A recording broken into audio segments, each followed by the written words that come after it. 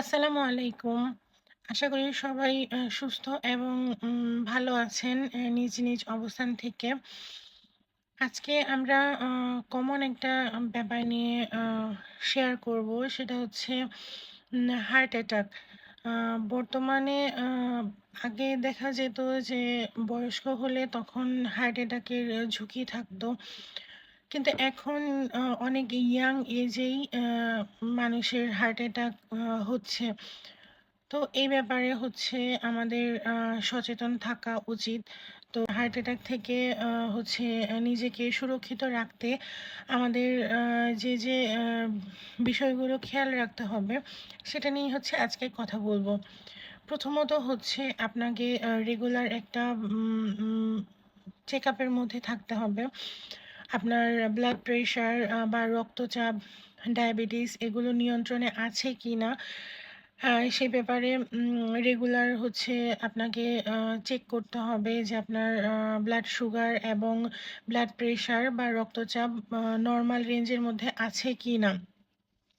যদি অতিরিক্ত বা উচ্চ রক্তচাপ থেকে থাকে তাহলে অবশ্যই সেটা বিশেষজ্ঞর কনসালটেন্সি নিয়ে নিয়ন্ত্রণে রাখতে হবে। না হলে হার্ট অ্যাটাক এর একটা ঝুঁকি থেকে থাকে। আপনার যদি প্রতিদিনের খাবারে হচ্ছে লবণ খাওয়ার অভ্যাস থেকে থাকে, সেই অভ্যাসটা হচ্ছে নিয়ন্ত্রণে আনতে হবে অথবা একেবারে কমিয়ে দিতে হবে। যদি পসিবল হয় পুরোপুরি বাদ দিতে হবে লবণ এবং চিনি। চিনিকে আমরা হচ্ছে নর্মালি হোয়াইট পয়জন বলে থাকি এবং এটা আসলেই হচ্ছে পয়জন হিসেবে কাজ করে।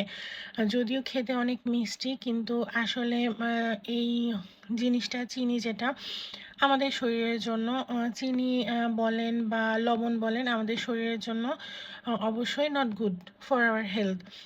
সো যতটা সম্ভব পুরোপুরি অ্যাভয়েড করে চলা উচিত। যদি আপনার ধূমপান বা অ্যালকোহলের অভ্যাস থেকে থাকে তবে অবশ্যই সেটা বাদ দেওয়া উচিত এবং একেবারে তো পুরোপুরি হয়তো বা বাদ দিতে পারবেন না অ্যাট এ টাইম।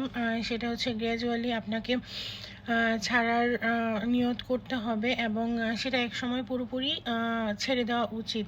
না হলে ইন দ্য লং রান আপনার হেলথ ইস্যু হবে এবং অবশ্যই এটাও একটা কারণ হতে পারে যে ইন ফিউচার আপনার হার্ট অ্যাটাকের কারণ হতে পারে।